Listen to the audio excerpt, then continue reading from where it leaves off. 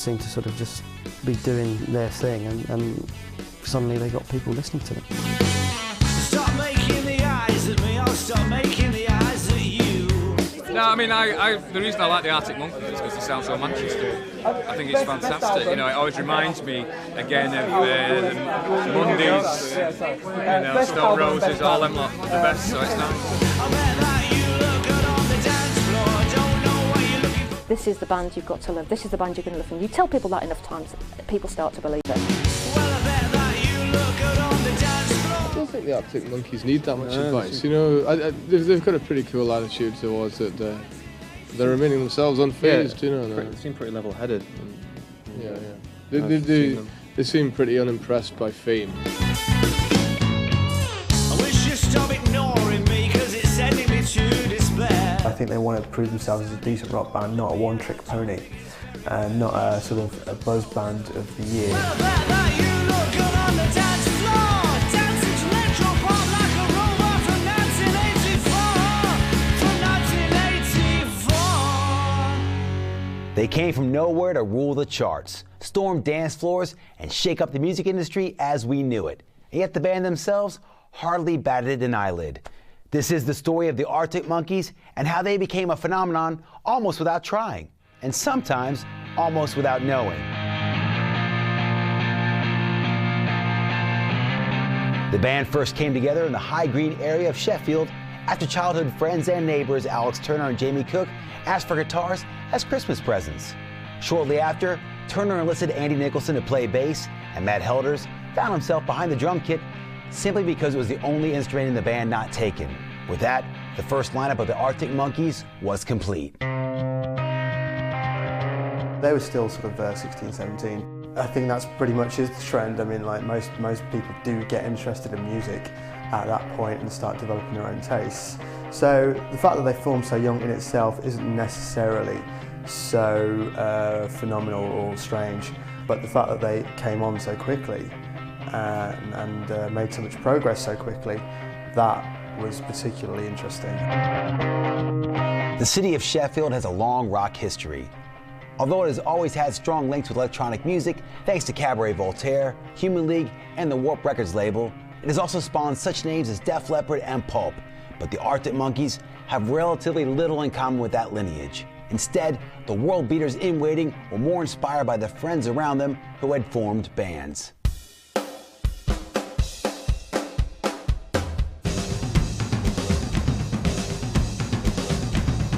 There's always been a very lively scene in Sheffield and in South Yorkshire particularly. There was particularly guitar bands. You seem to get either guitar bands or electronic-based bands. I think they kind of snuck up behind everybody and just suddenly appeared on the scene.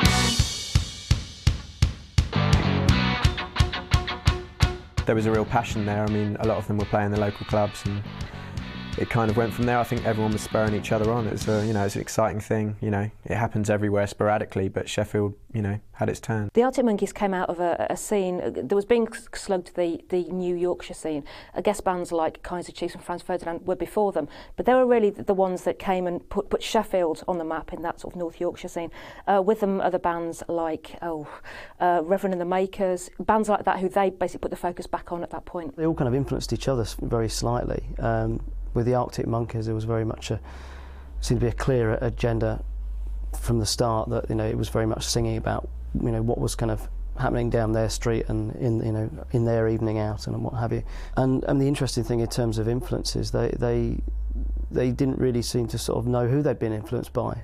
Certainly Alex was in my early kind of conversations with him, when he would say, who did I think they sounded like? And I thought, they sounded like there was bits of maybe the Kinks in there, and there was bits of MC5. There was all sorts. There was maybe, there was Ian Dury, the Blockheads in there, and then somewhere in there was this sort of northern thing going on, and he reckoned he hadn't heard of half these bands.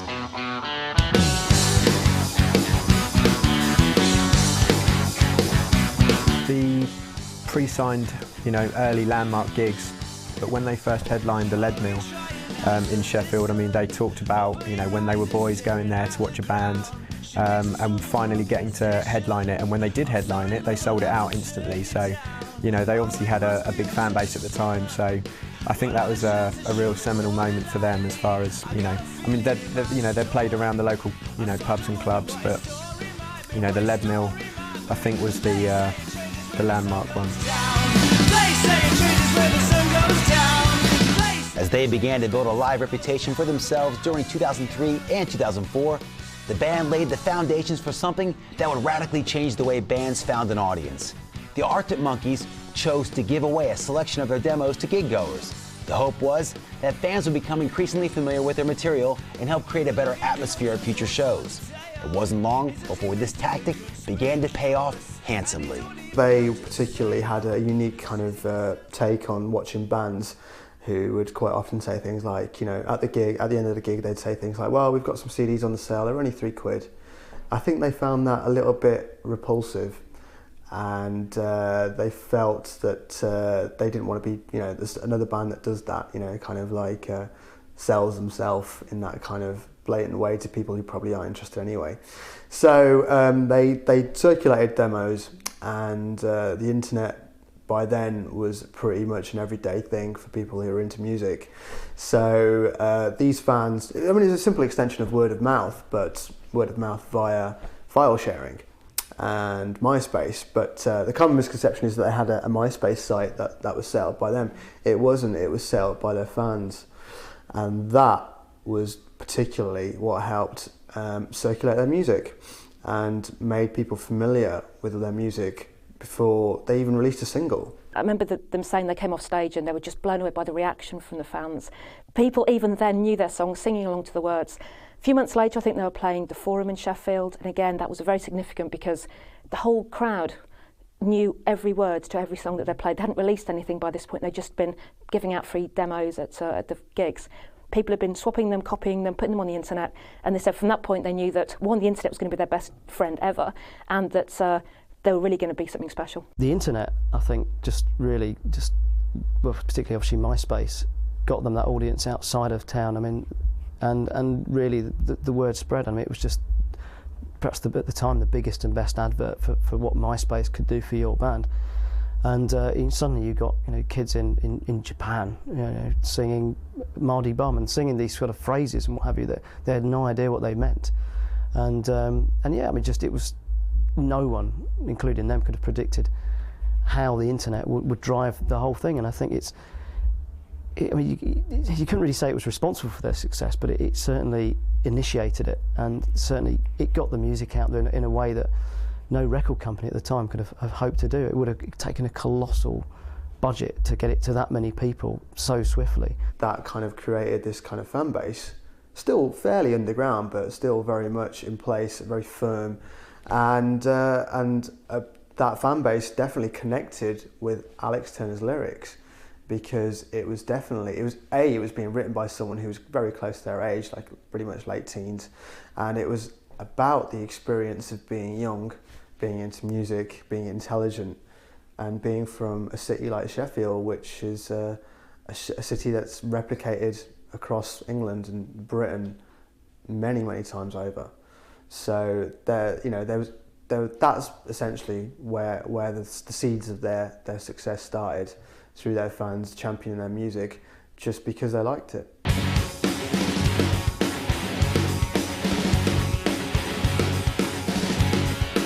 Finally, in May 2005, the band issued their first official release, the now fabled 5 Minutes with the Arctic Monkeys single, on their own Big Bang imprint. The 2 tracks showcased all of their strongest assets. The A&R stir they had been creating previously now turned into frenzy, and despite the slew of interest from the majors, the band opted to sign with Lawrence Bell's independent Domino label. Whereas many of the big boys had been trying to persuade them to alter and compromise their music in exchange for larger amounts of money, the Arctic Monkeys were more interested in the idea of complete artistic freedom. I think the way Arctic Monkeys did it with their marketing and using things like MySpace, although they still claim to the day that was set up by a fan of theirs, the MySpace site, but they obviously believed a lot in file sharing and letting fans promote them for them. I don't think any of the record labels are going to go out and burn their marketing budgets just yet. I think, you know, they're not going to suddenly devote 100% of their time to the internet, but I think certainly it made record labels and the industry think, we can use this. This is another string to our bow in terms of marketing. It gets smaller bands to the height of fame quicker, and it gets the word out there quicker, which is obviously what it's all about. I think it frightened the life out of the industry. I think they know the record industry was obviously aware of the internet, and it was, you know, there was downloads, and they were, at the time, I think they were more worried about fighting illegal downloads and file sharing. I think suddenly when they realised that this band, by design or accident, could suddenly reach audiences on the other side of the world with minimal cost, I think it really fired a rocket up the backside of the industry, and I think they've had to become more aware of that, and they've had to change, and obviously with diminishing revenues and marketing budgets within the record industry, they've had to look at what the Arctic Monkeys did, and you know, obviously ever since there, every other band wants to kind of utilise it like that, and obviously a lot more bands have become more DIY, and I think, you know, I think it's probably the change is still being felt, but I think it will herald a lot more strength for independent labels and bands just doing things totally for themselves and slipping the reins of the big corporates. The summer of 2005 saw them play a rapturously received tour of the UK, topped off with an appearance at the new band tent at the Carling Weekender, which proved to be one of the event's major talking points. Because their music had been circulating amongst the fans for many months, the entire crowd sang virtually every word, and it was clear to see that stardom beckoned. Just 2 months later, their debut single, Proper, I Bet You Look Good on the Dance Floor, hit the shelves, and the Arctic Monkeys had really arrived.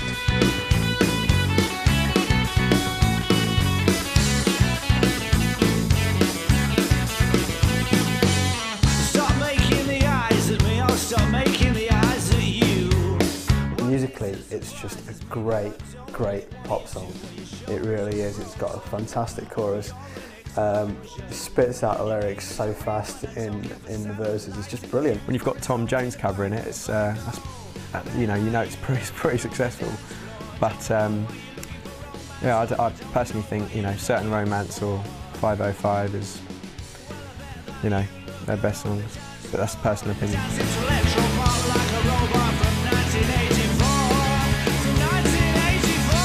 The public absolutely loved that song. I mean, it went insane. It went to #1 in the charts. People were downloading it, swapping it, file sharing it. Everyone at Kerrang Radio was talking about it. We hadn't even started playing it ourselves, and everyone was talking about it. You've got to hear this band. We were passing it amongst ourselves. Don't tell anyone. Everybody was doing it, so everyone wanted to hear this band. Who were they? This is incredible. So it was the best advert they could ever have done for themselves, I think. It's something that they experience week in, week out, every Friday and Saturday night. It's the experience of seeing someone who you lust after. But knowing that that person knows that you're lusting after as well, and it's the interesting exchange of you know, looks and suggestions and all the rest of the things, all that kind of courtship, all that kind of Saturday night courtship that happens all the time, everyone experiences.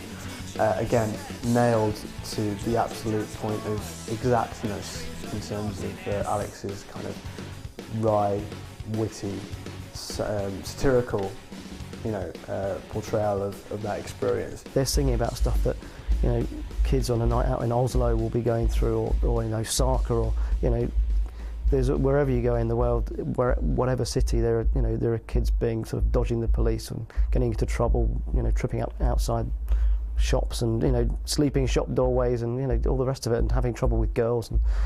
And so yeah, I was slightly surprised, but as when you sensed that everybody was catching up with what was happening on the net and the buzz that was already there, we just kind of thought, well, this is an inevitability. This is gonna be #1. It's all gonna be colossal. Well, I bet that you look good on the dance floor. Don't know what you're looking for romance for. Don't know what you're looking for. Well, I bet that you look good on the dance floor. Dancing to electro pop like a robot from 1984. From 1984. After about the third time I heard it, it was single of the year 2005. No danger at all. And I don't think anyone looking back in 50 years' time or whatever will listen back to the music of 2005 and think there was anything better than I Bet You Look Good on the Dance Floor in terms of singles. For a debut single to hit #1 was impressive enough, but the band's impetus had yet to reach anything like a peak. The follow-up single, When the Sun Goes Down, again reached the top spot, and their debut album, Whatever People Say I Am, That's What I'm Not, was easily the most anticipated musical event of the year. Even though many early versions of the songs had already been released for free, the album still broke records in the UK by shifting over 360,000 copies in its first week, making it the fastest-selling debut in British chart history. Whatever People Say I Am, That's What I'm Not summed up the experience of being young, intelligent, and hormonal in modern Britain. It was clear that the Arctic Monkeys were speaking to a generation like no band had done for years. Said, who's that girl there? I wonder what went wrong so that she had to roam the streets. She don't do major credit cards or doubt she does receipts. It's all not quite legitimate. What a scummy man. Just give him half the chance, I bet he'll rob you if he can. Can see it in his eyes, yeah, that he's got a driving ban among some other offences. And I seen him with girls of the night, and he told Roxanne to put on a red light. It's all infected, but he'll be alright, 'cause he's a scumbag, don't you know? Said he's a scumbag, don't you know?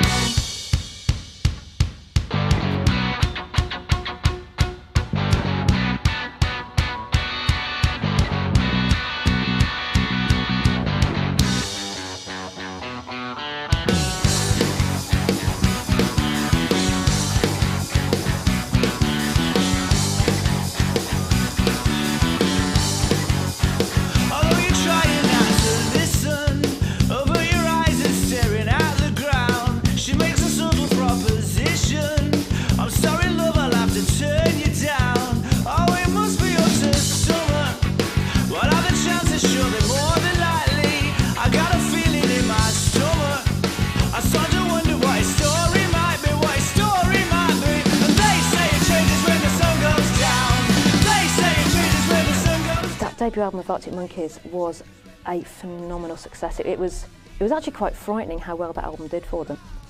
The world went mad for it because they'd been told for so many weeks, months, this is the band you've got to love, this is the band you're going to love, and you tell people that enough times, people start to believe it. I think it's a great debut. I don't think it's consistent necessarily, but when it is on its game, when it's at its peak, there's not really much that will touch it in terms of British music.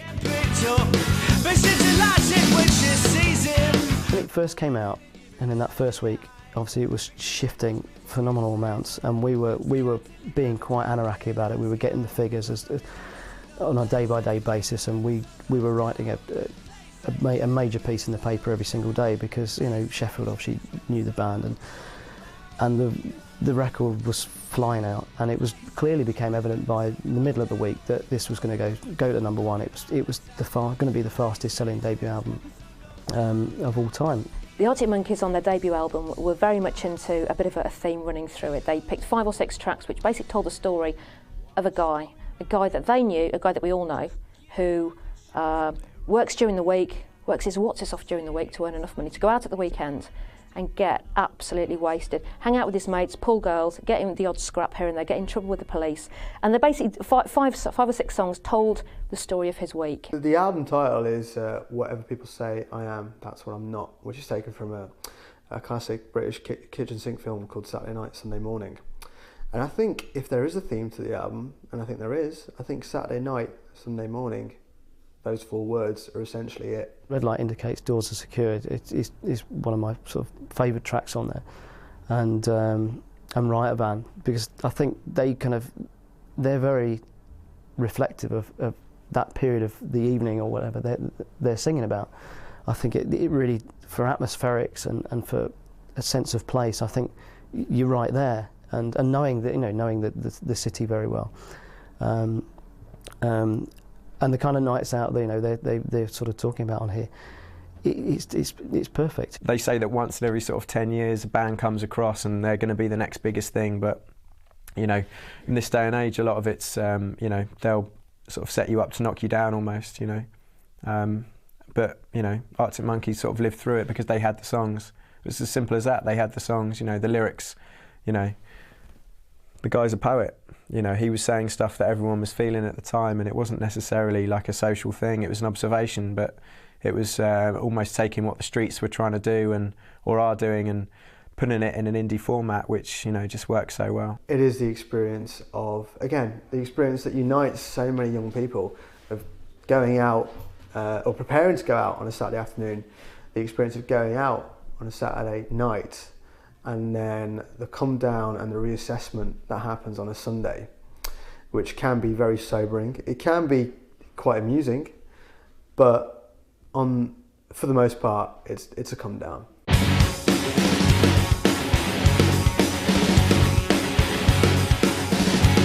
It was a good album. It was a good album. It was, judging by them from the first single, it was exactly what people expected of Arctic Monkeys. So I think buying it, people were like, this is great, telling all their friends, this is exactly, you like that single, you will love this album. I can name certainly my favourite songs. I mean, it's not too difficult for me. I really enjoy the Arctic Monkeys when they're at their most kind of visceral. So A View from the Afternoon is great. It's a fantastic track.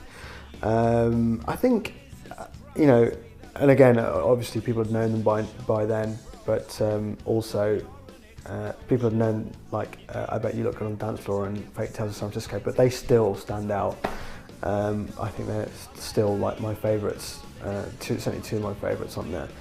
And but I think in terms of when it sort of sags, you can notice it. For me, sometimes I think the album, it drags a little later on, but then it's very much so. It's like, you know, it is like a typical long drawn out night out, and I think, you know, it's very good at. I think it's very good at reflecting its subject matter, and I think it's got, you know, a lot of atmosphere. And I guess there are tracks I'm not as keen on, but there's nothing I dislike on there. There's a couple of standout tracks like I Bet You Look Good on the Dance Floor and Mardy Bum, but I think the rest just kind of are very samey. So I'd say anything outside those singles, and like I said, tracks like Mardy Bum, I'd say they're all weaker than the singles because they're all very much of a muchness. But generally speaking, like I said, it's a really strong debut, with more peaks than troughs by a long way, definitely. Following their inclusion on the prestigious Enemy Tour during January and February, the first of many awards befell them, including the magazine's own accolades for Best New Band, and Best Track. Oh, the Enemy absolutely loved the Arctic Monkeys when they first came around. It was like someone had reinvented the wheel. It was ridiculous. It was like, you know, I think when the single went to #1, the headline on the front page was "What Britain's Been Waiting For." It's like, oh, come on, this is a band. But the Enemy absolutely went mad for this band. They just couldn't get enough of them. They're still doing it today. They're still talking about how this band are the best band in Britain and all these, you know, and I think without Enemy, Arctic Monkeys probably wouldn't be where they are today. Certainly the early Arctic Monkeys fans bombarded the Enemy with emails saying, look, you've got to watch out for this band. And so, you know, it was unavoidable for them, but they had to kind of sit up and listen. And, you know, their reaction was slightly, I guess, probably they were responsible for the hype in that they were very much making huge statements about the Arctic Monkeys and calling them the most important band this year and what have you, very early on. So yeah, it was, in some ways it was typical Enemy championing, you know, another band as they did with the Strokes, and, you know, they've always done, really. We were covering them well before their first single was out. We covered them well up to the Reading performance at 2005, because prior to that we'd been talking about them, and when Reading came around, this was still 2 months before their first single proper came out.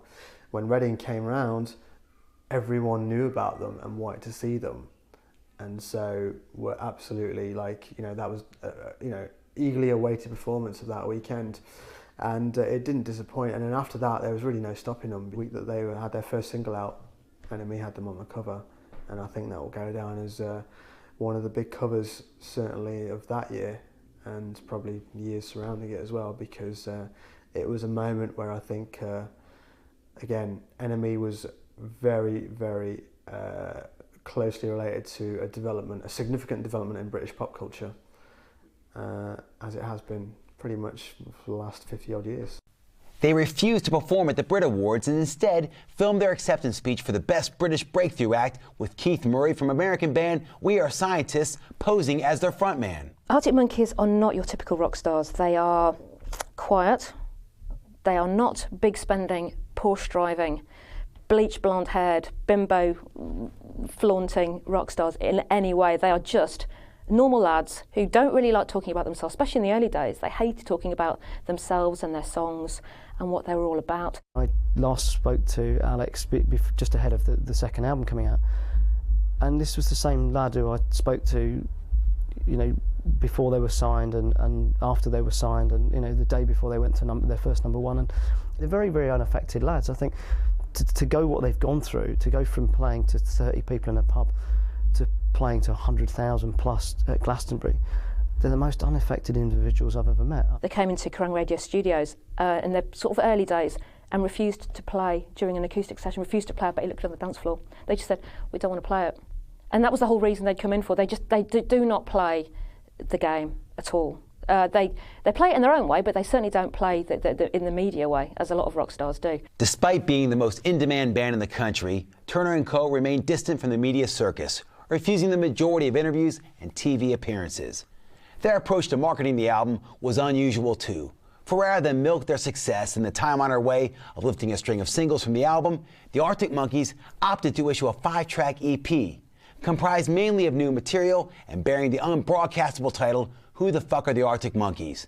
The band were matching the prolific work rate of bands like the Smiths and Oasis. In current day modern rock, if you like, the tendency is to release an album and then flog it to death for 2 years, which is standard practice pretty much, but it's also extremely boring, particularly for the band involved.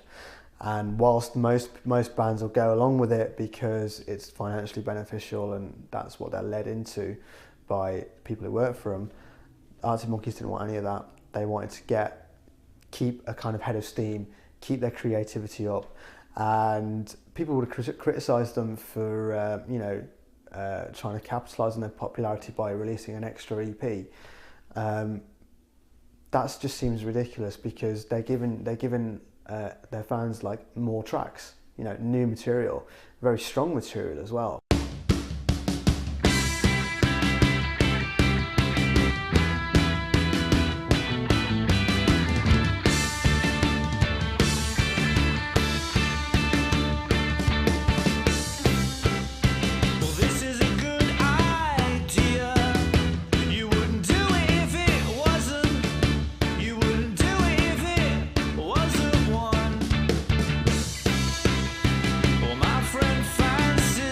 As an EP, Who the Fuck Are the Arctic Monkeys is kind of a follow-on from the debut album, just because there's a reworking of an album track on there. There is actually a complete album track on that as well.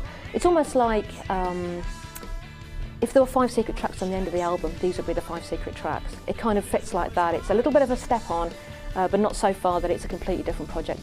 Similar themes run through it. As I say, reworkings of an old demo track as well. In terms of the content, I think it was the stuff that wouldn't quite fit on the first album, but also what it was, you know, they were itching to release something because they'd the second album was pretty much all but written, and it was that segue.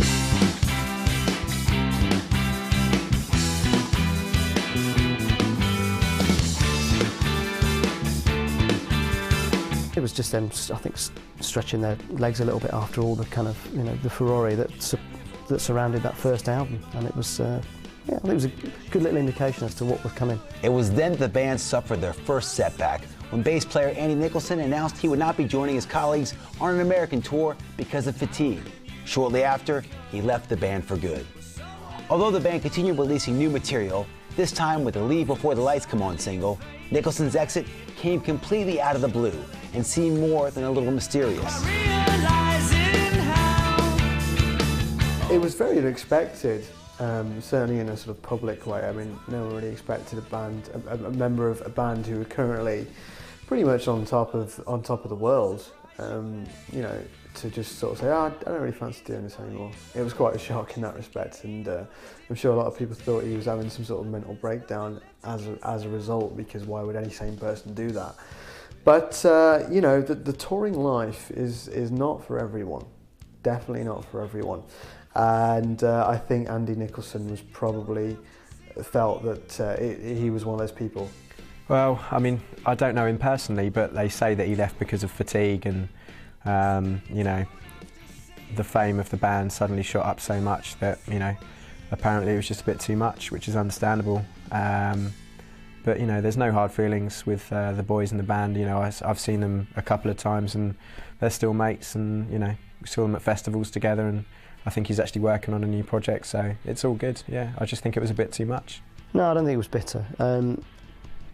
I mean, they're still mates and they still hang around, and you know, when they did their Carling weekend, their Leeds festival, certainly at Leeds, you know, he was still knocking around with Matt, the drummer, and the rest of the band, and they're all, you know, they're all still very pally. I think for Andy, I think it was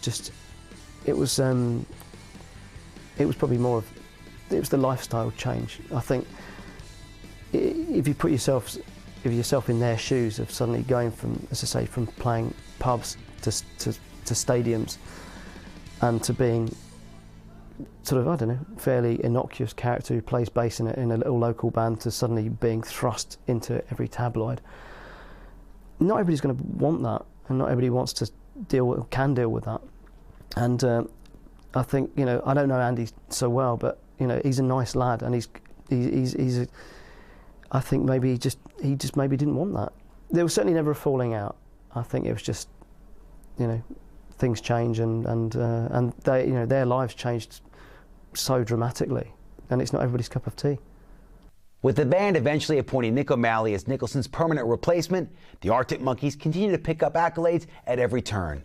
Most notably, the world-famous Mercury Music Prize, which they are awarded above Muse, Tom York, and their personal favorites and fellow Sheffielder, Richard Hawley, amongst others. The band donated the money to charity. The winner of the 2006 Nationwide Mercury Prize is Arctic Monkeys! For their album, Whatever People Say I Am, That's What I Am Not!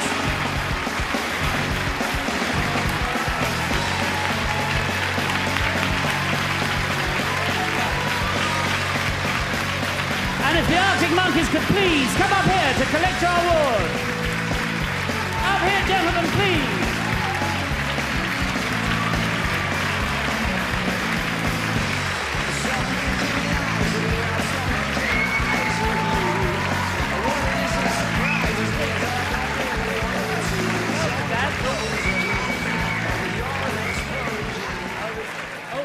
Don't forget, there's a check. Oh, yeah, I'll take that. Somebody call 999, Richard Hawley's been robbed. Oh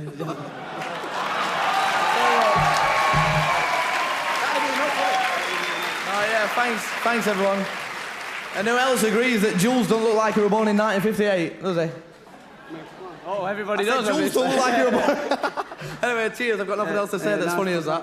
I mean, I've got, I don't know if it's as funny as that, but you know, it's definitely...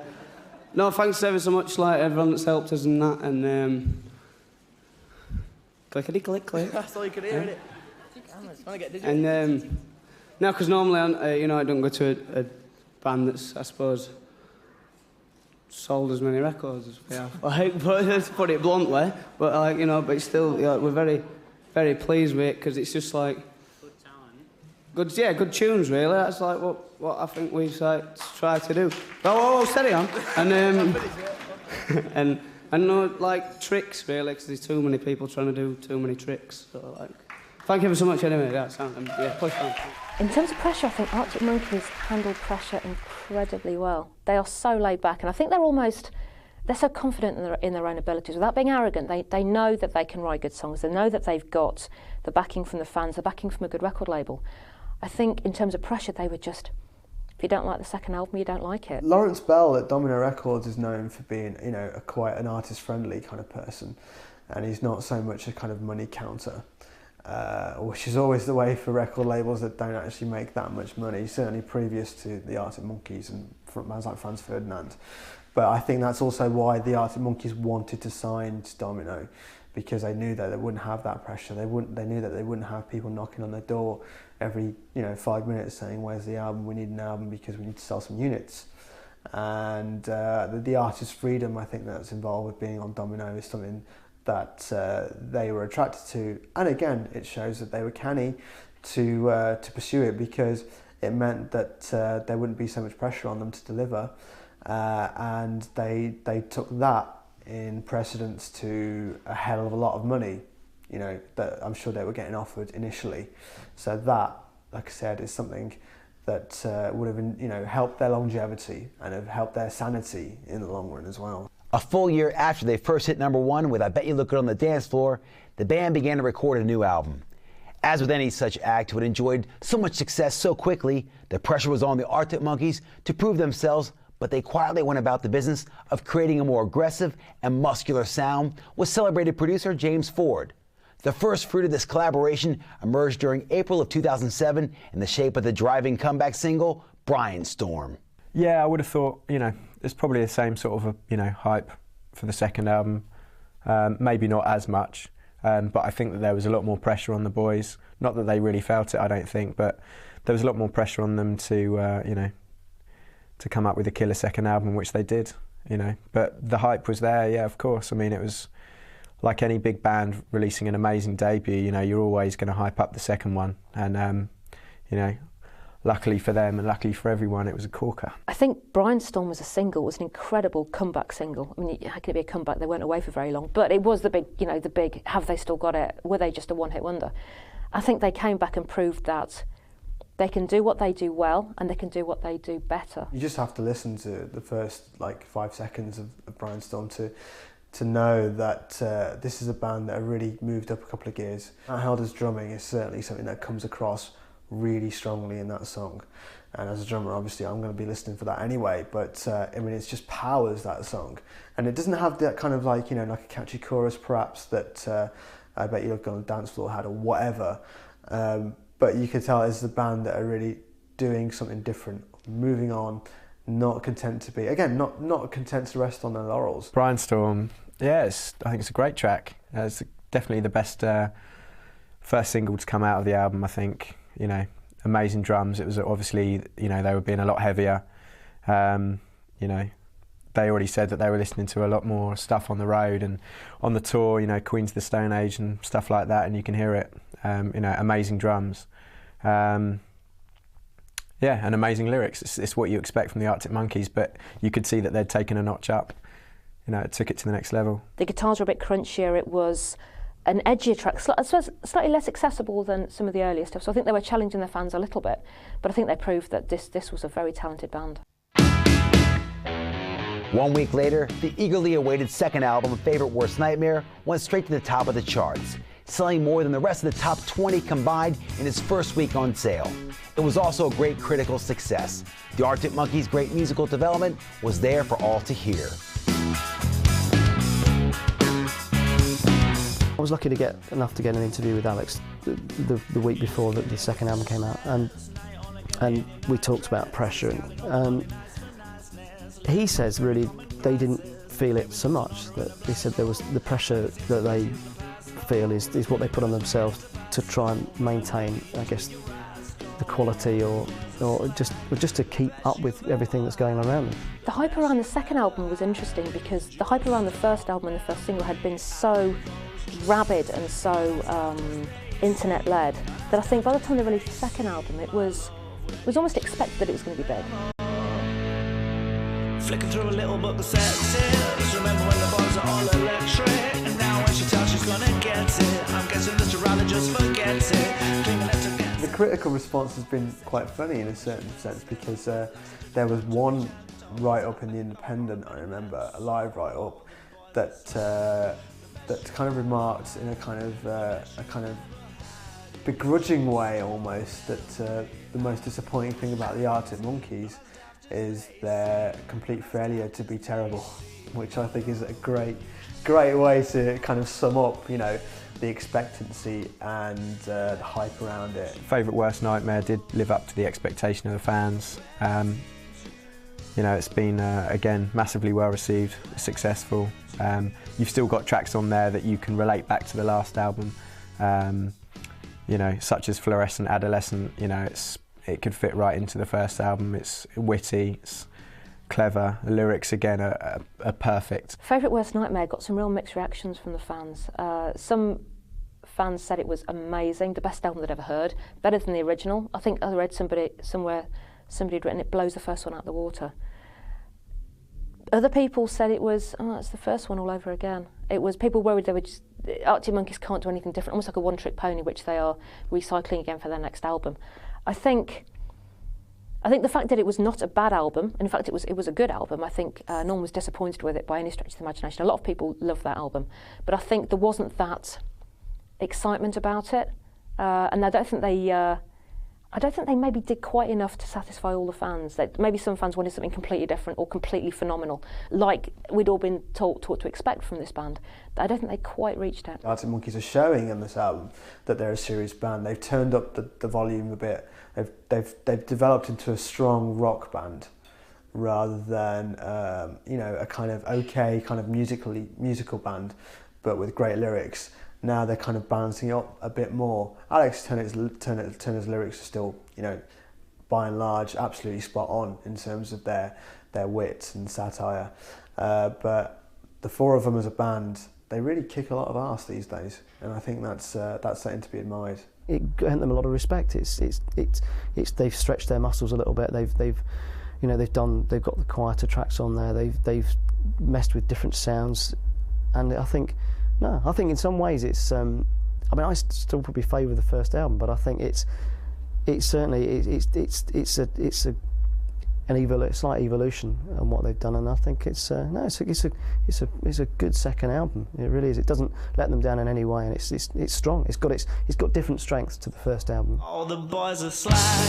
The best you've ever had.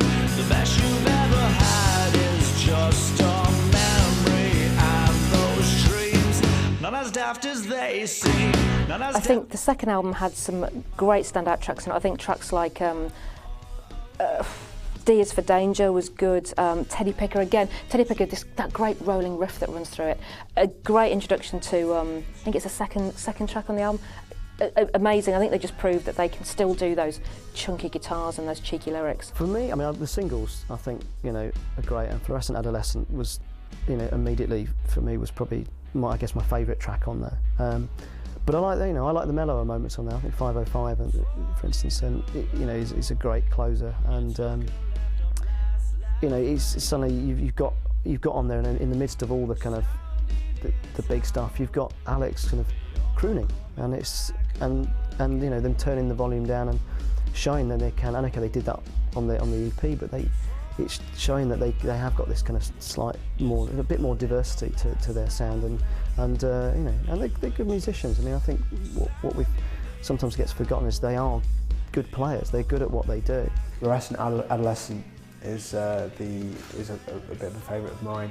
D is for Dangerous, and there's lyrically it's quite interesting because there's a lot of kind of sexual references and what have you, which is always interesting. But again, the way that the band sounds as a unit comes through strongly on those tracks, and it really pricks up your ears, I think. When you put on paper what the first album was about, the subject matter, some people would say, well, it's so blindingly obvious that it's almost cliched. But there's probably a lot of musicians, a lot of bands who perhaps kick themselves for not doing that. I think there's a lot of dreaming in music, and there's a lot of escapism in music, and I think this was about escapism on your own doorstep. And I think Alex, a lot of the time, had captured that very well. He's very, very clever. He's very clever with his words, and I think there's just a great sense of perhaps honesty there, and just it's certainly to people living in an English town or city, there was a tangible sense to what he was singing about. He talks about subjects that we all understand, or we all can imagine. Life up north, it's hard, it's tough. Working in a factory, you fall in love with a girl, she lives somewhere. All these issues that everyone has to deal with every day. But I think it's the way he puts them down on paper. I think the way that the words, he's a real wordsmith. I think he makes you laugh with his songs. I think he turns those gritty, day-to-day, mundane issues into a very fun story. And who doesn't like a good story? Beyond that, they are beyond the lyrics. They are just you know, bloody good tunes, and I think that's what draws people in, even if they've not got the lyrics straight away. They like the music, so it's you know, it works on so many levels, and that's why it's a success. I would say Alex Turner is definitely a great songwriter in the making. I think he may even be there now. I know he's still a young lad and he's only got 2 albums under his belt and a handful of singles, but I think he's proved that he has got an incredible turn of phrase. I think he knows exactly what words to use, how to make people laugh, how to make people enjoy the story he's telling. I think he's only going to get better. I think what he can prove himself to be, and is already in the process of doing, is certainly someone who kind of represents a generation. I think he represents a generation of witty, intelligent people, young people who like music, who don't suffer fools gladly, and I think that's something that Alex is representative of. When you've got 50,000 people, the bulk of which are singing back, arms around each other, singing back the lyrics back at the stage, and knowing every single line, I guess that makes him a great songwriter. Perhaps, you know, in the sense of, you know, Noel Gallagher, you know, is considered a great modern songwriter because, you know, he can get an entire audience singing about every lyric. And okay, there are other bands who do that, but it's I don't know, in terms of sort of touching so many people, yeah, I think if you can pull it off a couple more times, then yeah, he'll be considered one of the greats.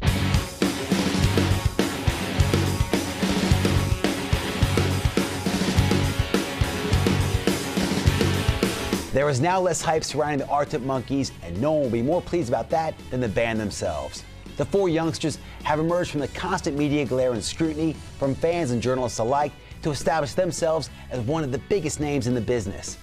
They have avoided overexposure, and the determination to keep control of their own destiny means that the Arctic Monkeys bandwagon won't be derailing for some time yet. The future of the Arctic Monkeys, I think, is interesting, precarious possibly. They've got to prove, I think, that they have still got what it takes. Album number 3, is that going to be as good as album number 2 or album number 1? Alex Turner's already working on some side projects with other people, so I think they've maybe got to keep him interested in staying with the band. I think he wants to stretch his legs. Well, what does the future hold? Whatever they want it to hold, really. It depends on them, but they're already doing it. You know, what they just did at the Lancashire Cricket Ground. You know, sold out 2 nights. You know, that can definitely be likened to Oasis. You know, when they did Nebworth. Yeah, I mean, they can go from strength to strength. I'll be interested to see where they go on their next album. But you know, if they continue just evolving like they are, then you know, future's bright. How much bigger can it get? You know, selling out Old Trafford Cricket Ground for an entire weekend. It doesn't get much bigger than that. I think the future for the Arctic Monkeys can almost be anything they want to be. In a certain respect, you know, they could quite easily go wrong. It's not as if they're completely flawless, but it's a little bit early to tell. I think there's no doubt, there's no way that anyone could doubt that they have the talent and the wit and the canniness to have a very long and fruitful career. But whether they capitalise on that, whether they even want to capitalise on that, is another question. They're growing all the time in terms of the sounds that they're listening to, and they certainly Alex listens to a hell of a lot, a variety of music that he never used to listen to, and that's got to have an impact. So I think sound-wise, I think they've got to kind of keep evolving. But all the while you've got someone with Alex's voice, which is, you know, instantly recognisable, and they've still got their Yorkshire accents. They're always going to be the Arctic Monkeys. It's where they take that is so difficult to tell. They could do a swing album next. I hope not.